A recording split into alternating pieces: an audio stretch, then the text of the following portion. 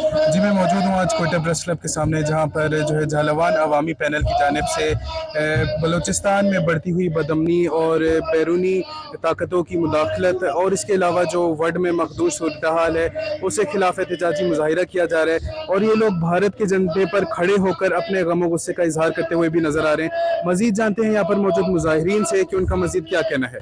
नदीमुर रहमान बलूच नाम है, झालावान पैनल से ताल्लुक़ है।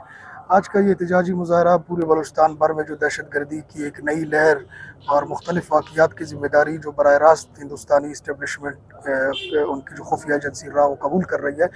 एक तरफ ये सरासर बलूचिस्तान के साथ दुश्मनी जो भारत कर रही है, बलूचिस्तान में उसकी जो मुदाखलत है, दूसरी जानिब यहाँ के जो सरदार और कौम परस्त जो लीडरान हैं, मशारान हैं, वो उनके साथ उनके हाँ में हाँ मिलाकर उन्हीं की ईमा पर, उन्हीं के फरमाइश पर उन्होंने मुख्तलिफ तंजीमें बनाई है। लश्कर बलूचिस्तान डेथ स्क्वाड्स उन्होंने कायम की है, अपने अस्करी विंग्स कायम की है, और उन्हीं अस्करी विंग्स के ज़रिए गुज़िश्ता कई माह से वो वड के ऊपर हमलावर है। 50,000 से ज़्यादा लोगों का मुआशी इस्तेहसाल वड के अंदर किया गया है। स्कूल्स बंद है, कॉलेजेस बंद है, अस्पताल बंद है, लोगों को बेदर्दी के साथ शहीद किया जा रहा है। अब 2 दिन पहले हमारे बहुत ही सीनियर रहनुमा मीर साहिब खान उनको शहीद किया गया। तो इन तमाम तर जो सूरत हाल है, इसके पस मंज़र में जो जिनका हाथ है उनके ख़िलाफ़ हमारा एहतजाज है, और मुतालबा करते हैं कि फौरी तौर पर इस बैरूनी मुदाखलत का ख़ात्मा किया जाए, और उनके बैरूनी आकाओं की ईमा पर जो लोग यहाँ बलूचिस्तान की हालत ख़राब करने के